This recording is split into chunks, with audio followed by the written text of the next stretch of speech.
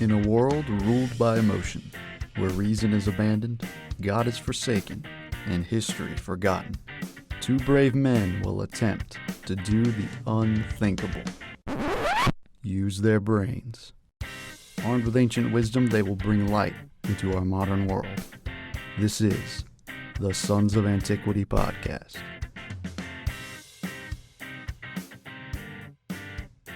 Hello everyone, welcome to the Sons of Antiquity podcast.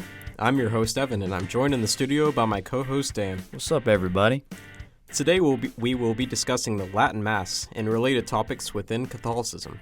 Let us again note that I, Evan, am a practicing Catholic, while Daniel is an atheist. Today's episode is less of a debate about religion. Please see episode 5 for that. Yeah, please do. Check us out on YouTube, BitChute, all our other platforms. And more of a discussion about the traditional Latin Mass and traditional Catholicism in general. Please know that we will not be able to cover every argument of all these complex questions. So in many cases, we may summarize the position of both sides and let the listener do more research on their own. While I have read a good amount on this stuff, neither of us are experts. Also, this episode was never meant to be a hot take on what Pope Francis did last month, although we will discuss that. Yeah, we will go over that in detail. You'll get your fill on that. So what are we going to cover in today's episode? First, what is the Catholic Mass? What are the different types and rites? And isn't Latin a dead language? Then Daniel's commentary and observations on the Latin Mass we attended recently. The Council of Trent, the Second Vatican Council. Comparing Latin and Novus Ordo Masses. Why is Vatican II so controversial? Factions within the Catholic Church today and the crisis in the West when it comes to religion. How should a faithful Catholic respond? Pope Francis's Motu Proprio and the public response. And finally, what will be the future of the Roman Rite itself? And I'm glad you clarified there on the crisis in the West as it relates to religion, because there are so many crises going on in the West, but we can't cover them all. We're just going to talk about religion today. True. And I have a lot more of a stake in this than Daniel does, but he's a very curious person who likes to be informed. Yes. Yeah, this was very interesting to me, and doing a lot of this research was very new to me. And, of course, as we'll talk about later, going to a Latin Mass, very new. So you'll get to hear about my take on that a little bit later. Right. So first, what is the Catholic Mass? The Mass is the liturgy of the Holy Catholic Church, which culminates in the Eucharistic celebration. In Catholic theology, the bread and wine are literally transformed into the body, blood, soul, and divinity of our Lord Jesus Christ, in a process known as transubstantiation. The Eucharist is the source and summit of the Christian life, according to the Catechism, and the 6 other sacraments are oriented towards it. Eucharist means thanksgiving. Currently in the Latin or Roman Rite, they're interchangeable terms right now. By far the largest rite in the Catholic Church, there are 2 liturgies, the old school Latin Mass and the new Mass in the vernacular, or the language of the local people. They differ in more than language, however. They use different verbiage, and the actions of the priests and laity differ. We will get into more detail later on. Contrary to popular belief, not all Catholics are Latin Rite Catholics. About 1% of Catholics belong to the Eastern Catholic churches. They are churches which, due to historical reasons, have been allowed to retain their original liturgies, theologies, spiritualities, and disciplines, while submitting to the Bishop of Rome or the Pope. They are fully Catholic and fully in communion with every other Catholic.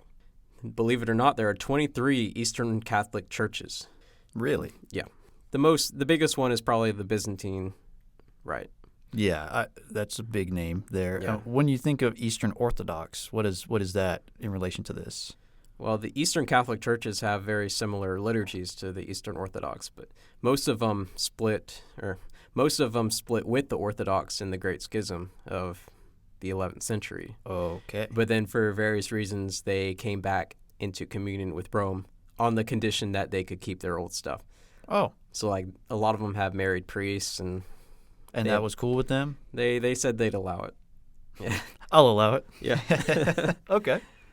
These 23 churches are based on 5 liturgical traditions: Alexandrian, Antiochian, Armenian, Chaldean, and Constantinopolitan. So I don't know if we know where all those are, but no, that's a lot. Alexandria is Egypt. Antioch is, I'm pretty sure, in modern day Turkey. Armenia is its own country. Yeah. Chaldean is like Near East, kind of Middle East, I'm pretty sure. And Constantinopolitan is obviously Constantinople, or Istanbul today. But we have never been to an Eastern Catholic or even an Orthodox liturgy, so we will leave it at that. So why does the Church still have Latin as its official language? Doesn't it know it's the current year? All joking aside, we must remember that Latin is still the language of the Catholic Church. Most of its documents are written in Latin and translated to other languages from there. In fact, Latin is the official language of Vatican City, and the Latin Mass is still performed today and performed almost exclusively in Latin. So don't call Latin a dead language. Yeah, I've always heard that. People have always said, oh, Latin's a dead language. And I guess in the sense of, just some Joe Schmo walking down the street, just running into his buddy, hey, friend, and then starts talking in Latin. I guess that doesn't happen. But, I mean, it's still used. So hard to say it's dead. And I will speak very briefly before we move on. There are two different types of Latin. There's classical Latin, which is what, like Caesar would have spoke. Yeah. And then there's ecclesiastical Latin. Which is what the Church today speaks and has spoken. Mm-hmm. The vocabulary is pretty identical. It's more the pronunciation. Ecclesiastical Latin is pronounced more like Italian is today. Yeah. Different, like C, for example, can be a ch sound instead of always being a k. Oh, yeah. It's not that important. Well, that's pretty common in Italian, right, in general. Yeah, because, yeah. Now, do we know, or do historians know how it would have sounded in ancient Rome? Yeah. They know how Caesar would have spoken. Yeah. Really? And most students in schools learn how to speak Latin in the classical form.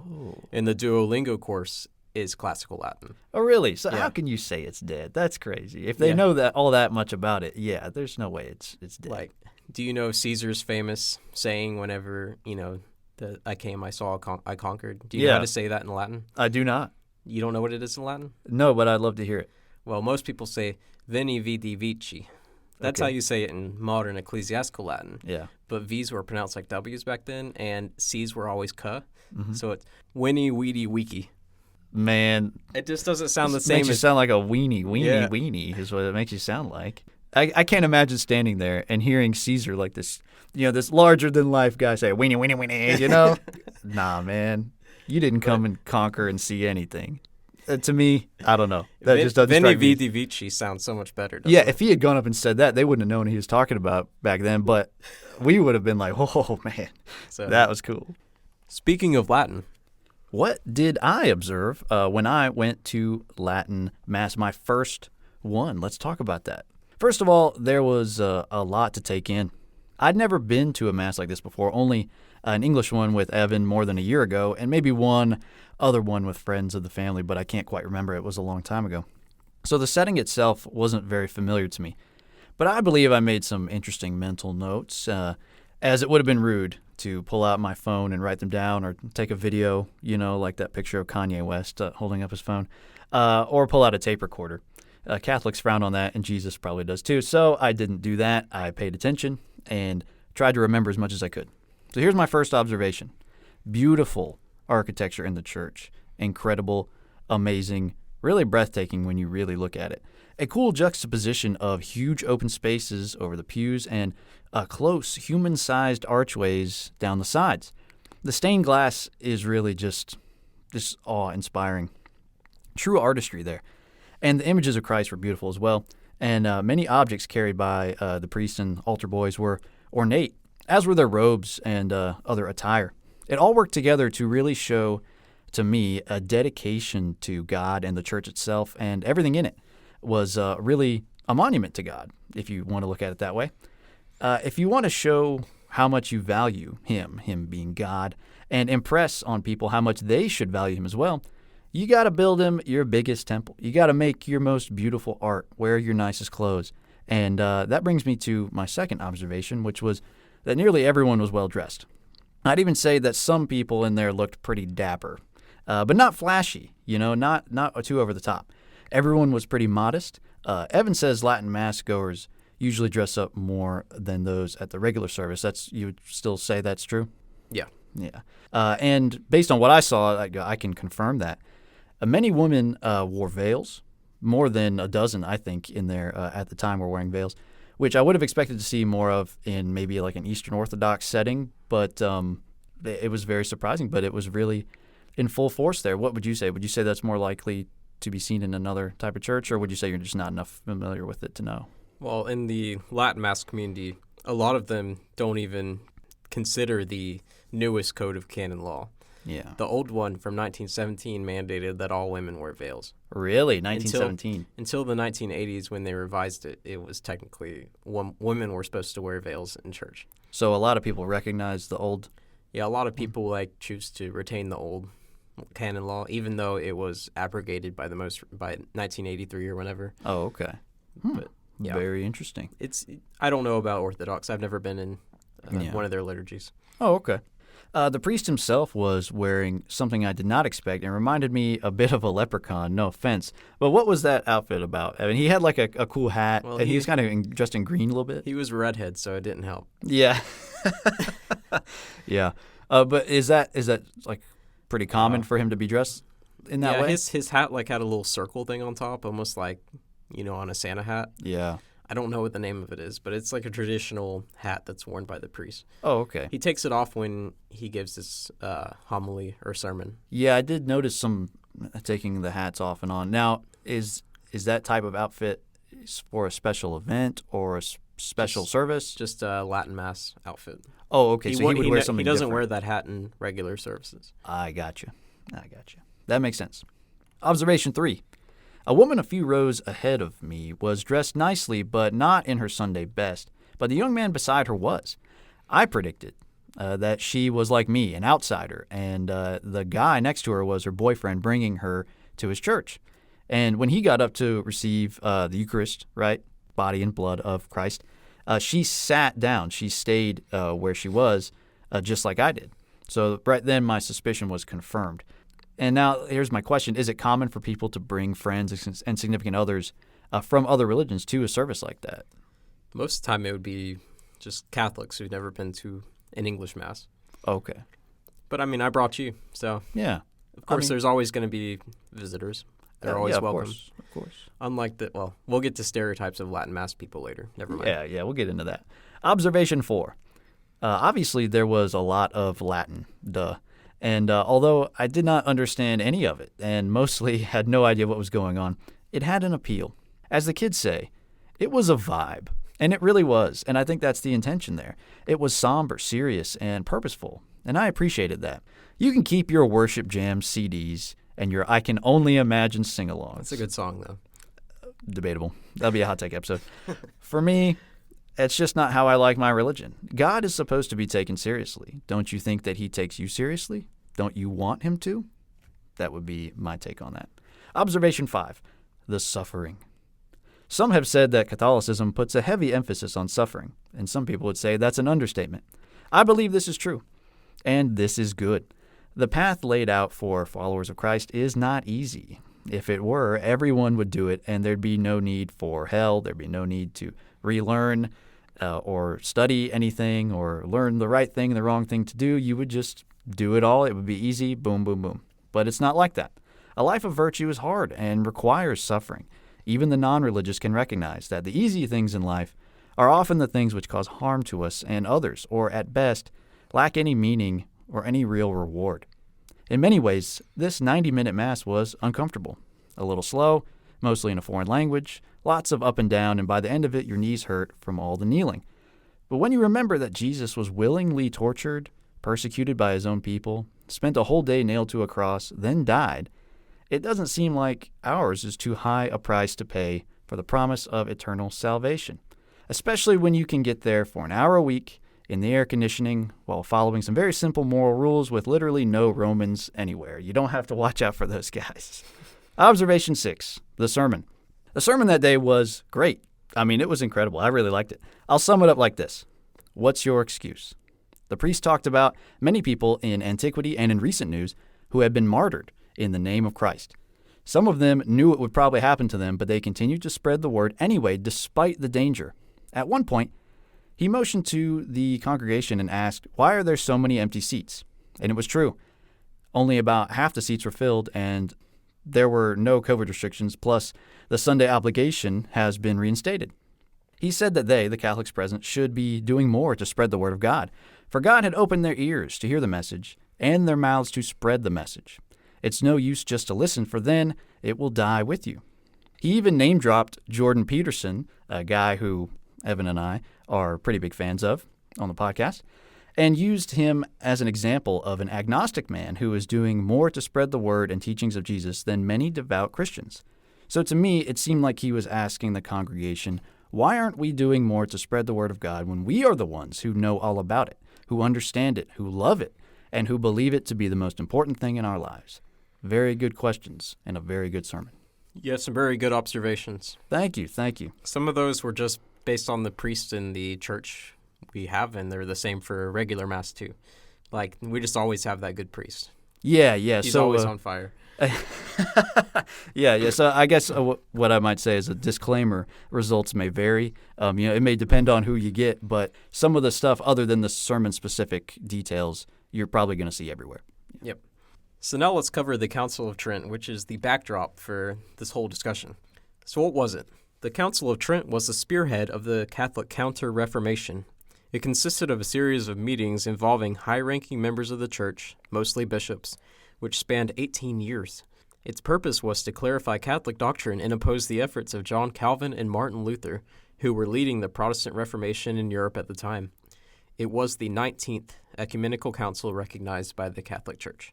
So when did it happen? The council lasted from 1545 to 1563, with a ton of twists and turns in planning and execution, and we had a lot more detail in the notes here, but it was very long and very extensive. But in general, I'll give you a rundown. There was plague, there were wars.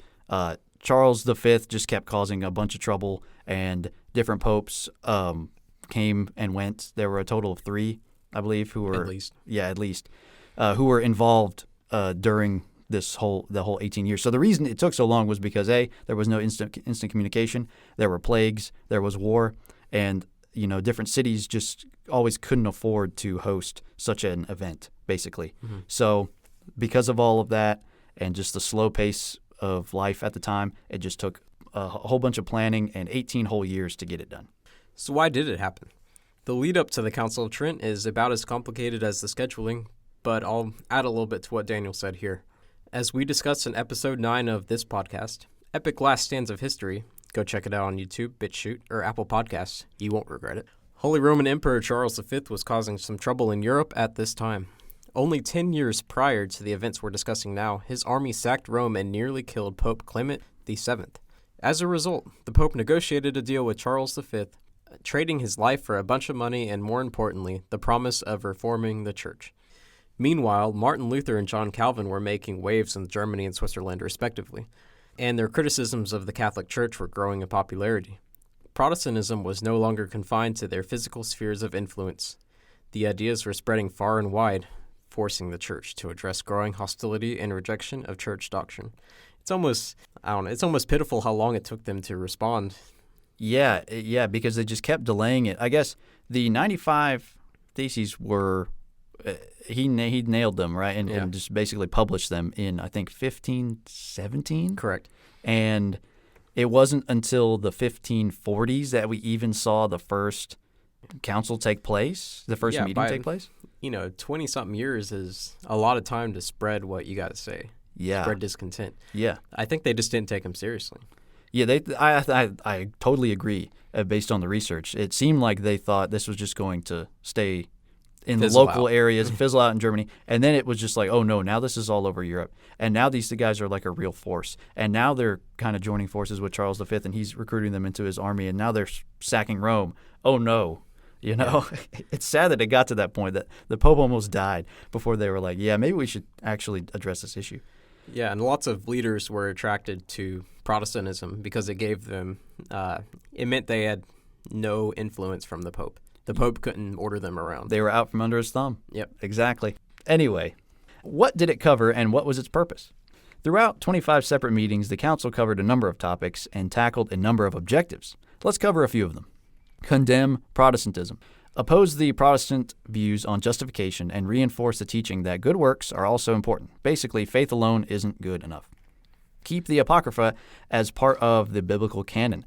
These books include teachings of prayers for the dead, purgatory, and salvation through good works.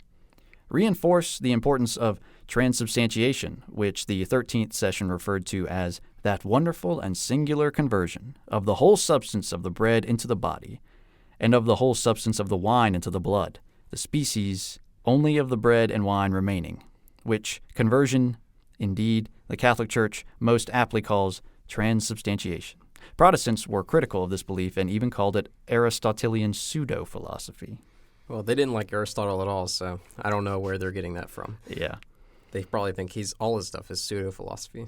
Now, it also clarified the Church's stance on indulgences. Since Catholic doctrine insists that sins must be forgiven or washed away in this life or in purgatory, it is very important to have these sins forgiven. This provided an opportunity for some in the Church to make money by selling indulgences. The Council agreed to reform the practice to curb abuses, but insisted that anyone who framed indulgences themselves as useless was dead wrong. Doctrines regarding purgatory were affirmed. The validity and necessity of pilgrimages, veneration of saints, relics, and the Virgin Mary were reaffirmed. They had already been affirmed before in previous councils, but... Yeah, they just wanted to make double sure you understood. Yeah. Virgin Mary is right up there. Yep. They reminded everyone that there were 7 sacraments, not just 2 as the Lutherans believed, because they only endorsed baptism and communion, whereas the Catholic Church has baptism, confirmation, Eucharist, reconciliation, anointing of the sick, matrimony, and holy orders. The 24th session clarified the Church's stance on marriage. They basically said no concubines. Too bad. Yeah, sad. Celibacy is based AF. A valid wedding had to happen in front of a priest and 2 witnesses. And they said you couldn't get remarried while your spouse was still alive, even if they cheated on you. Now, is that still the way? Because I thought now you can't even get remarried at all. Even if, like, your spouse dies, you can't get remarried if you're Catholic. Is that true? No. Really? Wow, I was under the impression that, like, if your spouse just died. Marriage ends on death. Oh, okay. So you can get remarried. Mm-hmm. Okay. As long as you don't have any, valid marriages, you're free to remarry. Okay. Unless you're a deacon, then you can't get remarried after your wife dies. Okay. But now if you get divorced, you can't get remarried. Correct, because there's no such thing as divorce. It's just, like, separation from your spouse. Okay. I think the last one was just tacked on. Like, not only in this notes, but, like, in the council itself. They were just like, hey, by the way. By the way, we're going to change the calendar because it's kind of off, and Easter's becoming less and less in the spring. Yeah. Fixed the great Julius Caesar's great calendar. Yeah, good calendar. Incredible calendar, believe me. Do you know the difference between the two? Well, from what I was reading, I think when they changed it to the Gregorian calendar, they said, okay, in the span of 4 centuries, we would have 100 leap days. Now we're going to have 97. Mm-hmm. And that helped to keep it on track. Yeah, so basically I think they fast forwarded about 12 days or something to get it on track again. Yeah. And then every year divisible by 100 that's not divisible by 400 is not a leap year. Yeah. So 2100 won't be a leap year. Oh, okay. There you go. That's how you know. There you go. But that's what we've had since then. Yep, that's what all the West uses. Mm-hmm. The East actually still uses a Julian calendar. Just every century they just alter it to make it right. Oh, they just go and just fast forward or they just like fast forward every now and then. It's called the Revised Julian calendar, also known as the Gregorian calendar. Yeah, really. Come on. So how was it received? How was the Council of Trent received by Protestants, by the world, etc.? Well, obviously, it didn't solve all of the Catholics' problems. Needless to say, Protestantism continued to grow despite the Council's efforts to challenge it. But as we said, the challenging came so late, and it was a can of worms. They'd already let it out, so it was hard to kind of get I'm mixing metaphors here, but get the toothpaste back in the tube. But we can be a little bit more specific than that here.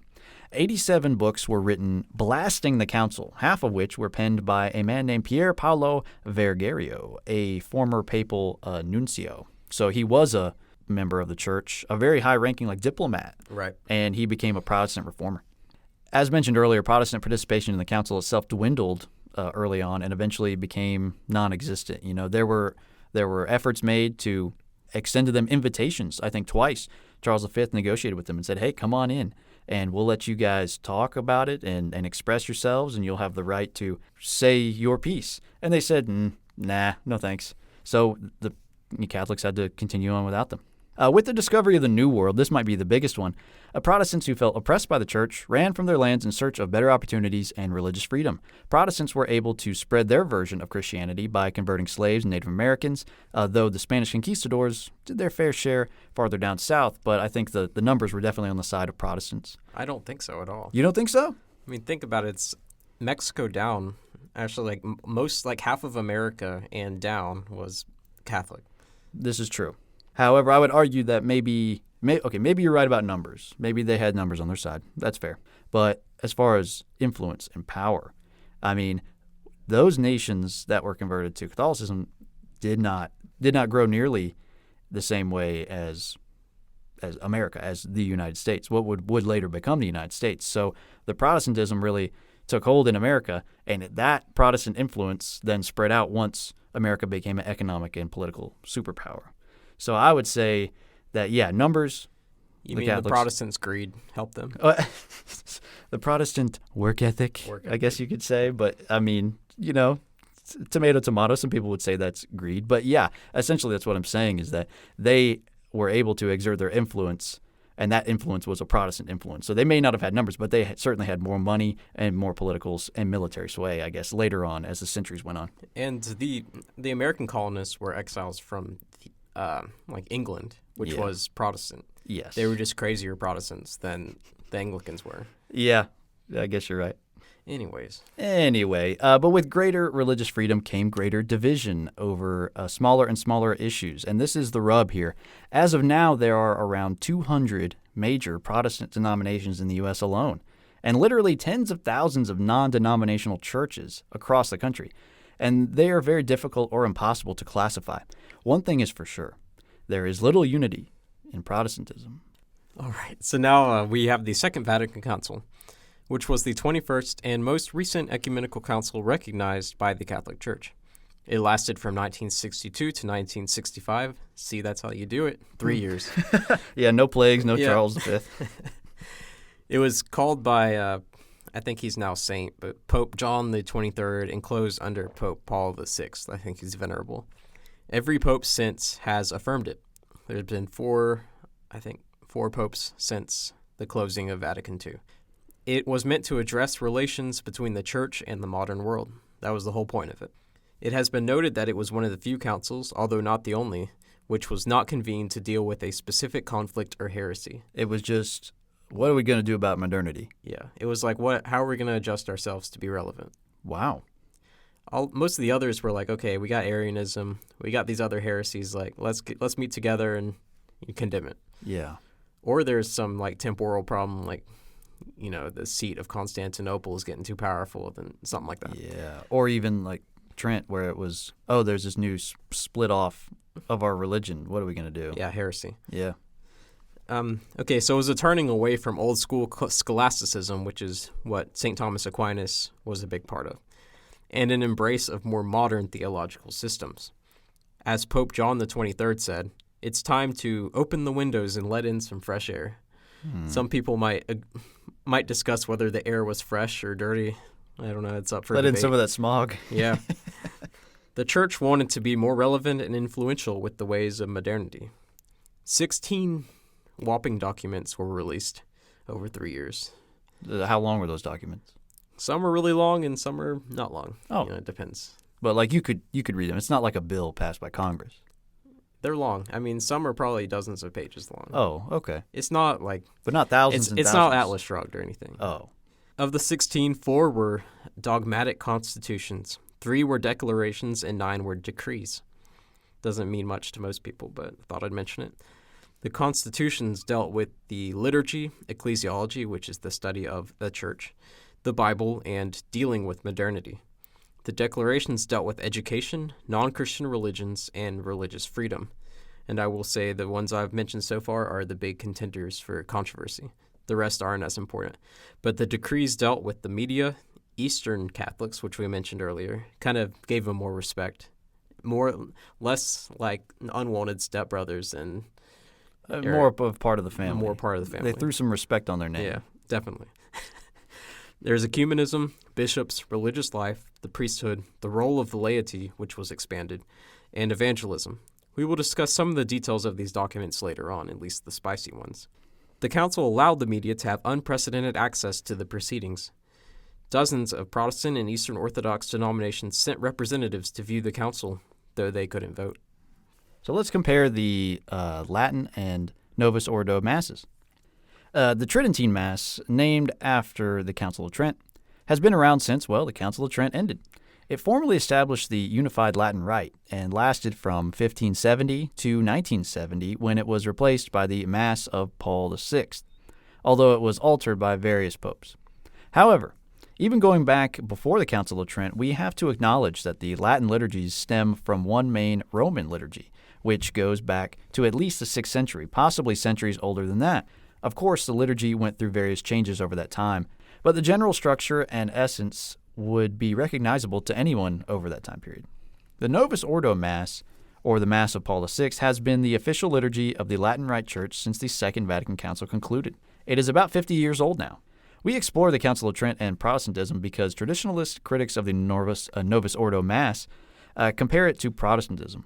Additionally, many of the abuses done after Vatican II were similar to what Protestants were doing. While bearing many general similarities to its predecessor, the Novus Ordo was definitely full of innovation as well. A few differences here. The Tridentine Mass is not focused on the congregants in attendance. At times, it almost feels like you're listening in on the priest's private service. The Novus Ordo Mass is meant to involve the laity more in the Mass, with more participation through songs and responses, and more audibility and visibility of what's happening. Would you agree with that from your experience? You're saying that the Novus Ordo versus the Latin Mass. Yes, I would say it's definitely more. Did you feel like you were listening in on his private prayers in Latin Mass? A little bit. Yeah, it definitely had that feel. I wouldn't say that it was exactly like that, like I was almost like eavesdropping. But it did seem a little bit more private, if only more private in that it was like just us, not like projecting it out into the universe, But it was just directed to us. I don't know. That's kind of a vibe I got. Yeah, well, you went to a high Mass, so if you'd gone to a low Mass, I think you'd get more of a vibe. It's a lot quieter, and a lot of what he says you can't hear. Oh, okay. But see, that might have been just a flaw in my listening ability. I may have just been paying attention to something else and not really noticing that he was doing that. Because like I said, I didn't understand the Latin. So if he was speaking in Latin, it might have just kind of flowed over me rather than like really hitting me. Oh, he's speaking in private, and I'm listening. Interesting.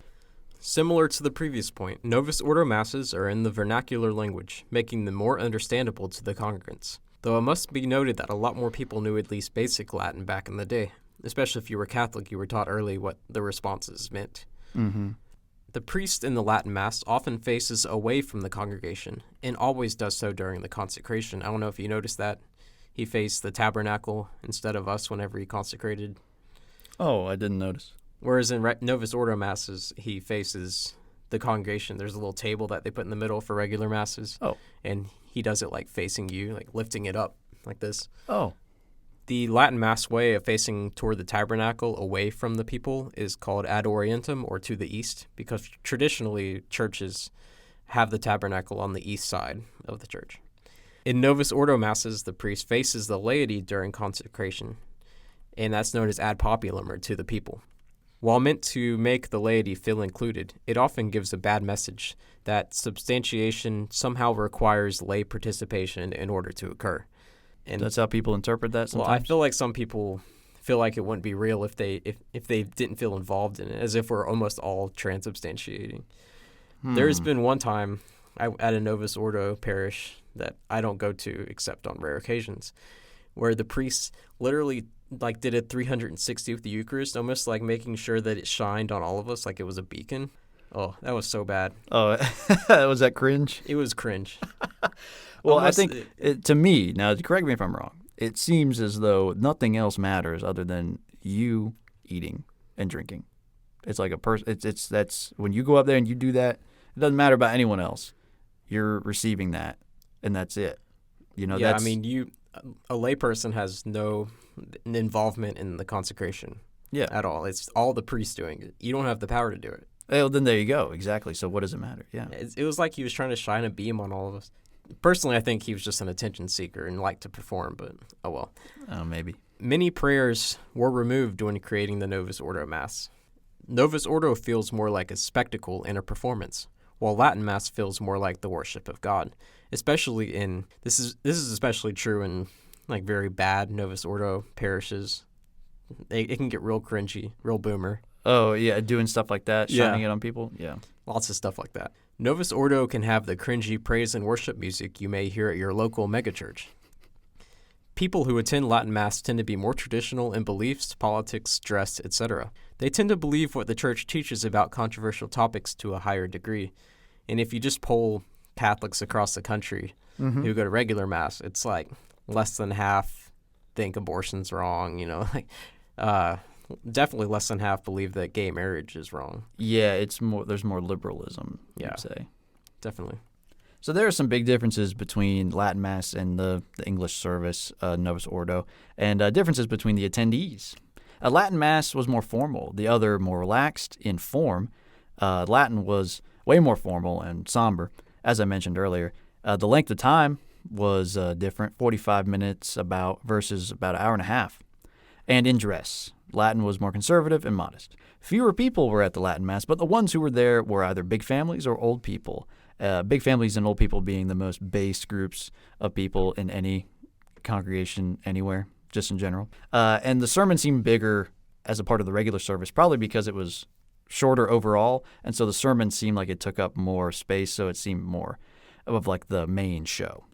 I wouldn't say that's always the case. Oftentimes it can be reversed. Really? Yeah, it's more like the priest trying to make a spectacle of himself, and that's definitely something that can go either way. Yeah. So why is Vatican II so controversial? And if you know anything about the modern church, you know that it is indeed very controversial. Yeah, this is the main event right here. Yeah, especially if you hang out in traditionalist circles. This is like all they talk about, really. Yeah. First, we have to ask the question, very vital to the discussion. Does Vatican II contain error or heresy? We're going to go over 3 of the most controversial documents from the council. They're often brought up by what I call rad-trads, radical traditionalists. Okay. Mad-trads is a synonym. Very angry all the time. Yeah. Especially about Pope Francis, quite justly often. So first, let's go over Lumen Gentium, Light of the Nations. This was a dogmatic constitution on the church. A very long document, I think maybe the longest. But the controversy is around one sentence, saying that the church subsists in the Catholic Church. So this might seem to go against the doctrine that outside the church there is no salvation. Extra ecclesia nolum salus.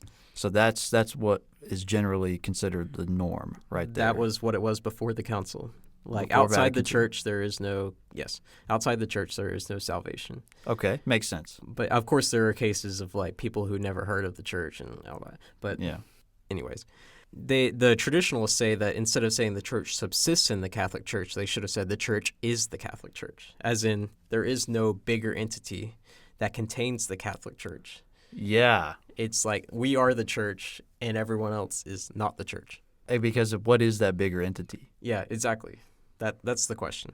This leaves some ambiguity about what the church is and who can be saved. I will say that like Pope Benedict XVI has addressed it and tried to mollify the conservatives, saying like, oh, it doesn't mean that the church is this like includes Protestants in the proper sense.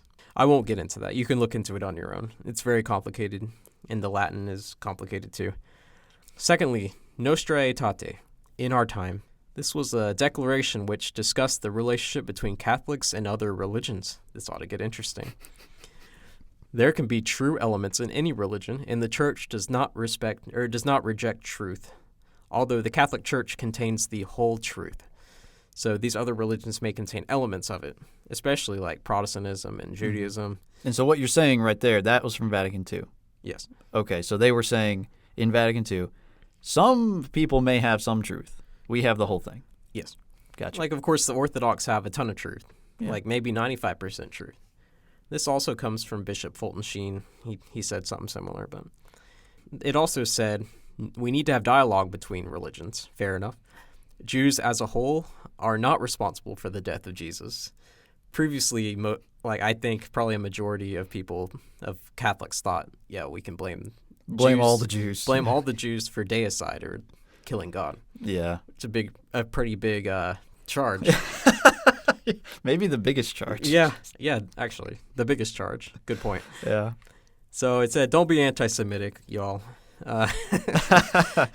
Because this was written, of course, after the Holocaust. So yeah, pretty close after, only 20 years. Yeah, they were Pope John the 23rd was the pope after what some people called Hitler's pope. It's completely unfounded. But he was just the pope who was alive at the time. He was the pope during the World War II and when the Nazis were in power. Yeah, that's pretty crummy to call him Hitler's pope. Yeah, well, some people say he just didn't oppose Hitler or liked what he was doing to the Jews or whatever, but it's not true. At most, he was cowardly. Anyways, they talk about Muslims too, that they, quote, adore the one God and honor the Virgin Mary and Jesus. The second part is definitely true. They don't see Jesus as God, but they see him as the best prophet besides Muhammad. Yeah, second best. Yeah, second best. So they set the Virgin Mary and Jesus out on a higher platform than the Jews do, for instance. Yes, they certainly do. So it was controversial when they said they adore the one God. Are they saying that Muslims worship the same God as Christians? It brings up a good point. I think a lot of the theologians would say, yes, we do worship the same God. All three worship the same God. It's mostly taken for granted that Jews do. Yeah. But it's more contentious to say that Muslims do. We won't get into that today because that would take up a whole other hour if we really wanted to. But that was controversial. So we should also encourage peace between religions and forget about past conflicts. Mm-hmm. Okay, thirdly, Dignitatis Humanae, of the dignity of the human person. It was a declaration which states that the Church supports religious liberty. Now, this was actually the point that caused the SSPX to form. We discussed it privately. Yeah. But it was the point which really caused Archbishop Lefebvre to reject Vatican II after he had already signed it. But, decades later, it caused him to say that I don't accept Vatican II because religious freedom is not the magisterium of the Church.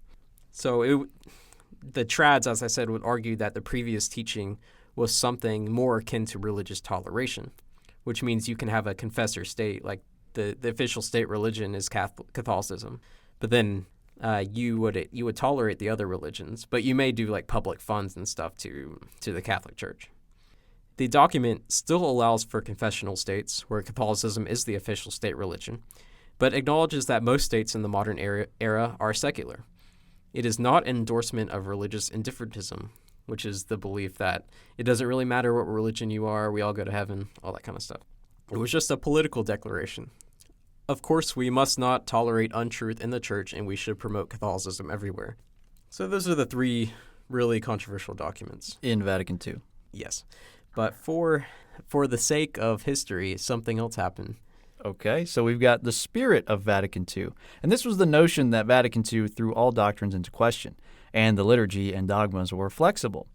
This led to all sorts of abuses by priests and some bishops, like irreverent masses, messing with the liturgy, progressive messages from the pulpit, etc. The Vatican II documents were more conservative that the spirit advocates conceded.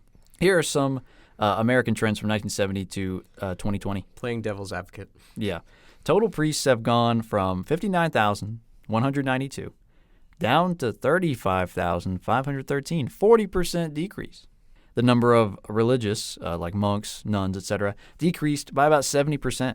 29.5 million are former Catholics. That's in America only. In America, 30 million people, that means, used to be Catholic and are not now. That's a lot. That's a huge chunk.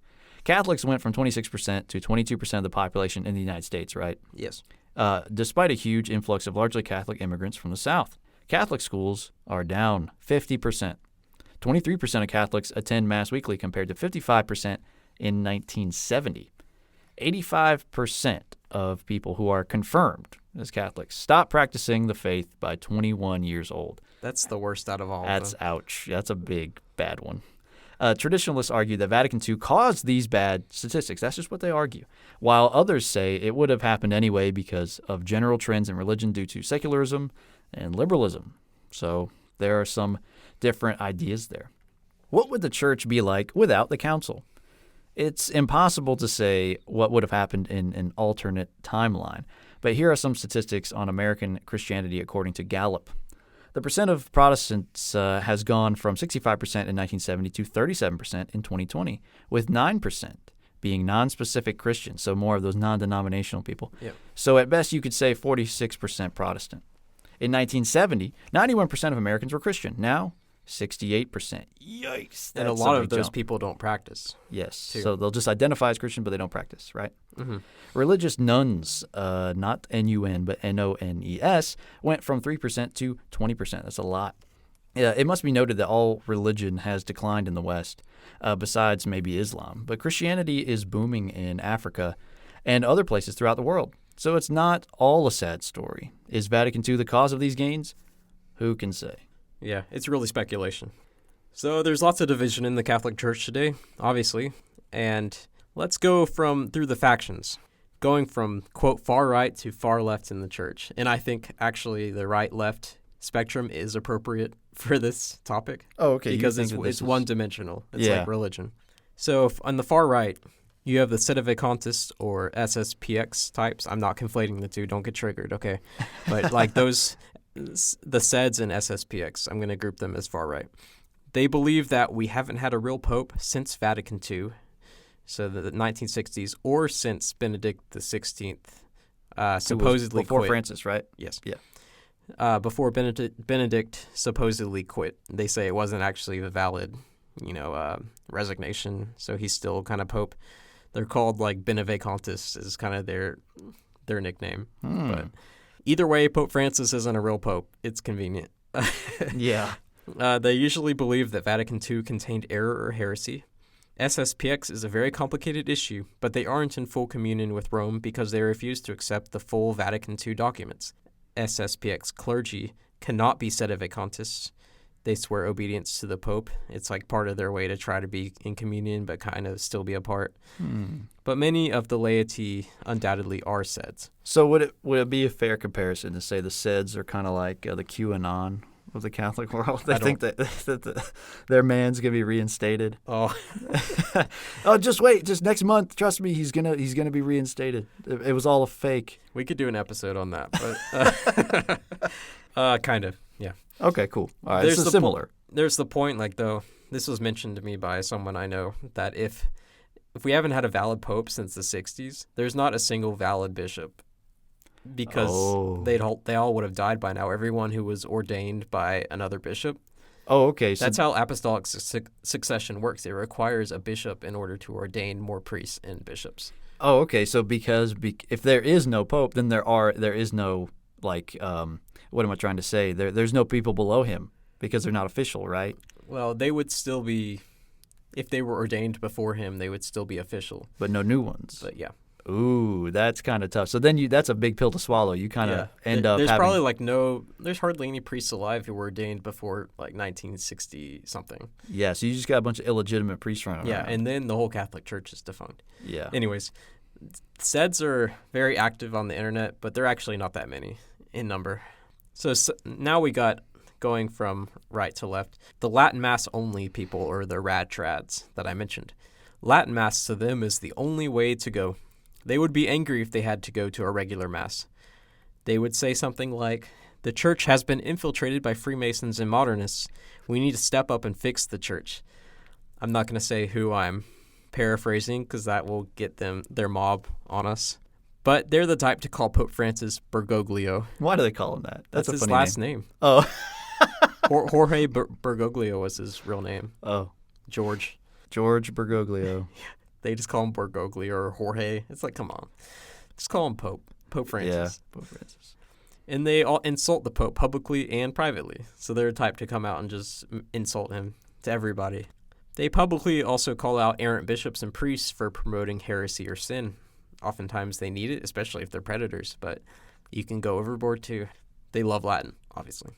There's the traditional Catholics. They think the liturgy needs to be reformed to be more traditional. They claim that many clergy are steering the faithful away from orthodoxy and committing grave sin. They're scandalized by Pope Francis, but they probably won't publicly criticize him too much, only sometimes. They like the Latin Mass, but will appreciate a reverent Novus Ordo.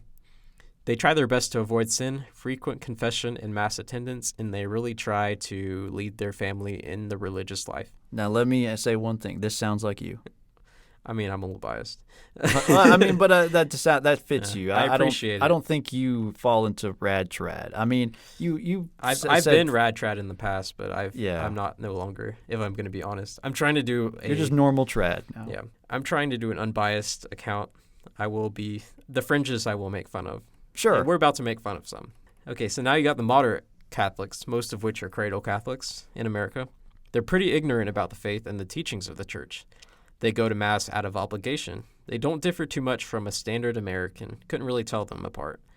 They want to leave Mass in time to watch the football game that's coming on at noon. Come on, Father. Yeah. Often Catholic for ethnic reasons, like if they're Irish or Italian and they're just proud of that. And it's like, oh, I'm Irish, so I go to church. They walk out of church after receiving the Eucharist. Like, all right, I'm going to head out. Yeah, that's basically them. Then we have the social justice Catholics. So who would have thought that could be a combination there? But it's true. They really are. It's a very large portion of American Catholics. Yeah. They just care about the poor and the environment and LGBTQ plus stuff. And they don't strongly oppose abortion or gay marriage. They think the church needs to change with the times. They think voting for a pro-abortion politician is okay if he or she is progressive on welfare and the environment or whatever. But what about the death penalty? Their one child will not be a Catholic as an adult. Friar James Martin? Father James Martin. If you're in tune at all with modern Catholicism, you know who that errant priest is. Ah, well, that goes over my head, but I'm sure some of you in the audience got a kick out of that one. 2 times a year Mass goer. They don't know that it's a mortal sin to miss Mass on Sunday. Almost completely ignorant about the faith. Their children have approximately a 0% chance of being Catholic as adults. Joe, you know who you are. Nominal Catholic. I went to Catholic school, so you better agree with me when I say that the church loves gay marriage now. Abortion doesn't matter. Why are you saying that I haven't been to confession in 5 years? That doesn't matter. Pretty much a liberal Protestant right there. I mean, the lines are being blurred. My unbiased commentary is being blurred too. So who is to blame for the decline of the church in Europe and America? The trads say Vatican II and modernism. Liberals say traditionalism, judginess, and not being relevant.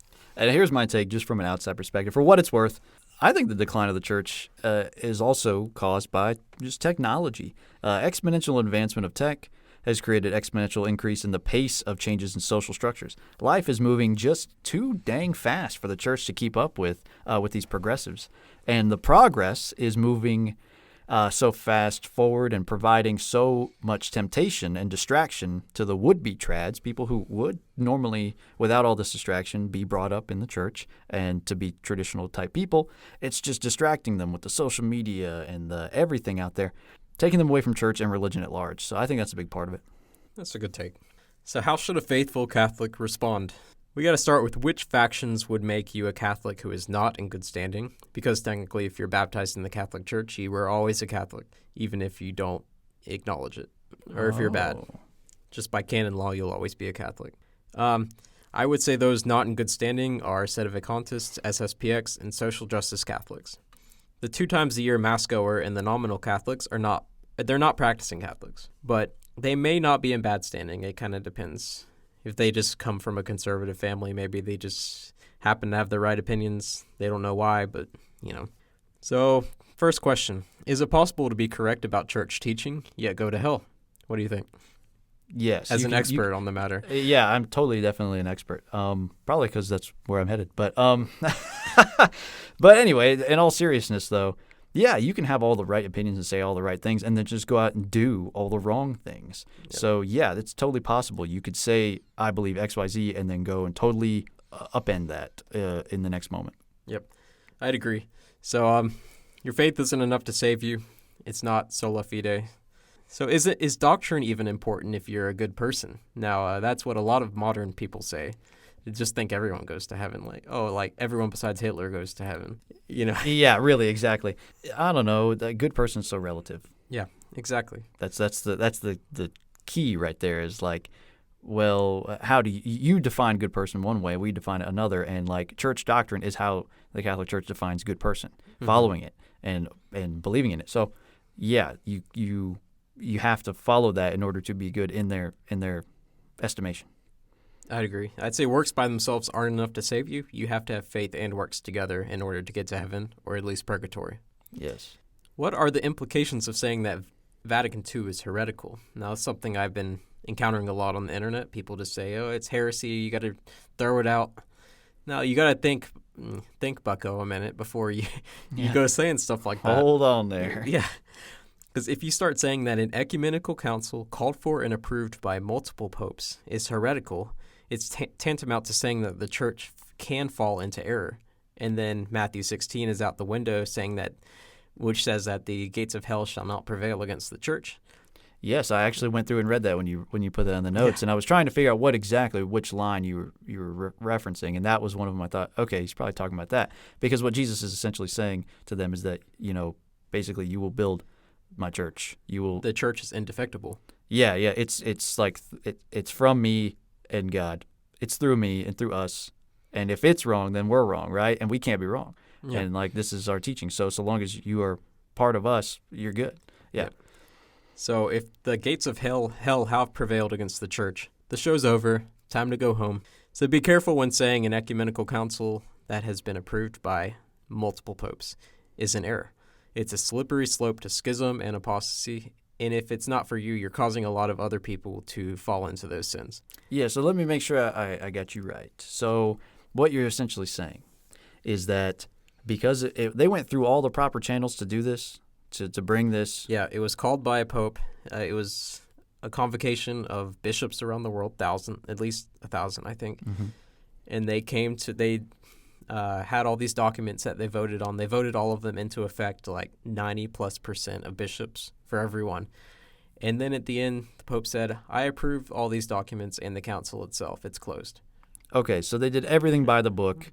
So, where did they have error? If you don't like it, that's your problem because you follow the church, right? Going back to a previous section, they would say that the previous magisterium is contradicted by Vatican II. Therefore, it's not a valid council because it promotes heresy. But, I think it's a very hard argument to make. Yeah. Considering the authority of the church and those involved being popes and bishops and all that. So let's talk about Pope Francis's Motu Proprio and public response. Before we discuss the recent Motu Proprio from Pope Francis, we need to discuss how the Latin Mass was legalized, quote-unquote, again. In 2007, Pope Benedict XVI released a Motu Proprio called Summorum Pontificum. This explicitly allowed the extraordinary form, or Latin Mass, to be celebrated by priests who wanted to do so. Benedict specifically noted that the extraordinary form had never been abrogated or outlawed. Traditionis Custodes was a Motu Proprio released by Pope Francis in July of 2021. It reinforces the idea that the ordinary form, aka vernacular Mass, is the official liturgy of the Church. It gives bishops the exclusive right to allow or forbid the Latin Mass, and they can forbid it at any time. Can they do it for any reason? They don't have to have a reason. They can just do it. It's not allowed. Oh. It's against the law. Okay. No one that performs a Latin Mass is allowed to deny the validity of Vatican II or the new liturgy. Tridentine Masses must be performed in a location in which regular Masses are not performed, and no new parishes are allowed to be constructed for this purpose. No new pro-Latin Mass groups are allowed. Only pre-existing ones are permitted. That's interesting. Priests ordained after the release of this Motu Proprio must get permission from their bishop to perform the Latin Mass, and the bishop must consult the Holy See before allowing it. Now, the Holy See is Rome. Yeah. Okay. The Vatican. There were other minor things, but that concludes the important stuff there. There was widespread confusion from bishops and canon lawyers about the Motu Proprio. A lot of the confusion was about the location clause, which seems to forbid Latin Mass entirely. How can a Latin Mass be celebrated in a location where regular Masses are not held without building new churches? Do they have to be held in gyms? The document, in general, was poorly written from a legal perspective. It is for these reasons that many bishops have allowed the status quo until more clarity comes from the Vatican. Yep, like we went to the Latin Mass after this document was released. So yes. I don't know, maybe it'll be be out of here in the next year. I don't know. So what were Pope Francis's motives? A few come to mind. These are what I would think he would say, not necessarily what I agree with. There's the schismatic tendencies within the Latin Mass community. Supposedly, it contains many sedevacantists and even more people who deny Vatican II and hate the new Mass. Personally, I do know some people who are the latter. Yeah. Who deny Vatican II. And that's why they go to Latin Mass, because they think it's the only valid one. Mm-hmm. That's partly right, at least. There's supposed rigidity in clericalism. Those are Pope Francis buzzwords. The old rite is not flexible, and it makes people, quote, rigid and, quote, pharisaical. It places the priest at a more elevated status, thus reducing the laity to mere sheep who must look on his glory. Now, it exacerbates division. Pope Francis claims that Benedict's decision to renew the Latin Mass was to encourage reconciliation and unity in the Church. Yet it produced more division, I would agree that it has, with Latin Mass goers seeing themselves as different from the lesser Novus Ordo Catholics. Yeah, the patricians and the plebeians. Yeah. There's the scandal of having two liturgies under one rite. The Latin Rite is the only one with multiple liturgies, from my understanding. It's not a good look. Every other, Eastern Catholic rite just has the one liturgy, which wasn't reformed at Vatican II, by the way. It's been the same. A cynical analysis might say that Pope Francis wanted to really hurt the base of the people who oppose him and his agenda. Most Latin Mass goers oppose modernism and oppose his agenda. Just saying. For what it's worth, Father Chad Ripperger, traditional priest and exorcist, gave 10 problems that tend to plague traditionalists, including Gnosticism, which is thinking the world is bad and spiritual is good, elitism, sexual sin, despair, rage, disrespect of the magisterium, definitely, and isolationism. Now, it's up for debate how widespread these faults are, but you can kind of think about that on your own time and debate it. I think it's half true, at least some of them. So what will be the future of the Roman Rite? That's Rite. Will Francis kill it, or will it just become more popular?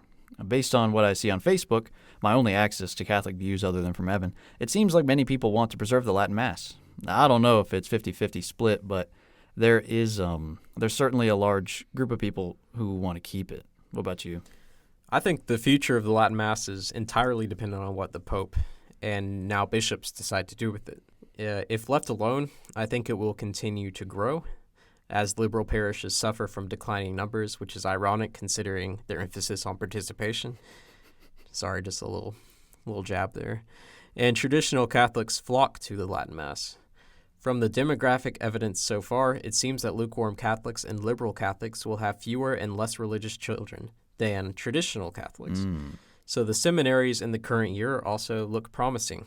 Seminarians nowadays have a reputation for being trad, as the priest, that you saw at the Latin Mass was young. Yeah, he was probably millennial or Zoomer. Yeah. No, he was in his lower 30s, so he was he's a millennial. Yeah, young millennial. It's also possible that the Novus Ordo will reform to be more reverent so that people won't run away from it so much. I don't know. Interesting. Yeah, no one really knows, but I think one thing is for sure. It's going to be dramatic. Whatever happens. Dramatic changes, dramatic arguments, dramatic upheavals. Yeah, it's going to be pretty dramatic. So keep your eyes peeled. Now it's time for the takeaways. We barely scratched the surface, but we hope you are interested and do some research on your own time. It took us a lot of time to do this research. It will probably take you a lot of time to go in depth, but it's well worth it. Latin Mass is currently being suppressed, and the future of it is uncertain. And to many, the Latin Mass is a refuge and a rare occasion for beauty and truth. To others, it is a place of bigotry, rigidity, and backwardness. Depends on who you ask. Any discussion of the decline of the Church or the battle between tradition and modernism must focus on Vatican II. That was definitely a turning point. The Catholic Church is very divided, and this will only cause problems until it's finally fixed. Lingering questions now. Will the Church continue to decline in membership or influence? Would it be preferable to have a smaller yet more devout laity? Ooh, good question. A small, strong force versus a widespread, more reluctant force. I like the idea of a small, strong force, and especially if they rally into one place. Yeah, and Pope Benedict already said that the Church is just going to keep going down, and it's going to be almost a Benedict option situation, where there's going to be really devout people, but a lot less in number. How does every episode of this podcast come back to the Benedict option? You know, it really needs to be an episode. I need to finally read the Rule of St. Benedict and the Benedict option. We'll do that. We're going to make a promise to you guys right now, listeners, loyal listeners out there. We will make an episode about the Benedict option and how you can do it. Or if you should do it. We'll talk about it. But yeah, we'll talk about it. So some people say, well, we need Vatican III. Well, would that solve anything? Vatican III, Revenge of the Sith? I don't know. Maybe it would, but I don't think so. You don't think it would? It causes more division. Yeah, and they might start pronouncing stuff that's even more, objectionable from a traditionalist perspective. So maybe better this may be a bad phrase here, but maybe better the devil you do know than the devil you don't. I mean, no comment. No comment. All right. Will future Catholics see Vatican II as a good or a bad thing? Well, some of them are being more trad right now. So I think in the future it seems to me that it's growing. The negativity towards that is growing. So yeah, maybe they will grow to see it as a bad thing and say, this is kind of a mistake here. I don't know. What do you think? I hope they start interpreting it in a good way that's not promoting all this bad stuff. And then they can say, oh, it wasn't bad. I don't think I'd ever say it was a great thing. Yeah. But I'm not going to say it's heresy because then I'm putting myself above like every pope since 1960. Yeah. That's. Do you think it'll encourage humility? Because that's a humble, humility kind of response right there. I think the rad trads are lacking some humility in this aspect, or they just need to learn more about the documents that came out. There's a lot of them, they see what happened after Vatican II and say, well, it's Vatican II's fault. Yeah. It may be Vatican II's fault, but it's different to say that the council documents themselves are in error. So it's a fine point to make. Fair. Okay, finally, is Pope Francis a great reformer, as some say, or a terrible apostate, as some others say? Or is there some truth in between those two extremes? I think he is just a man. So he is capable of sin and error, and just like all of us, right? I guess. I mean, you can't really...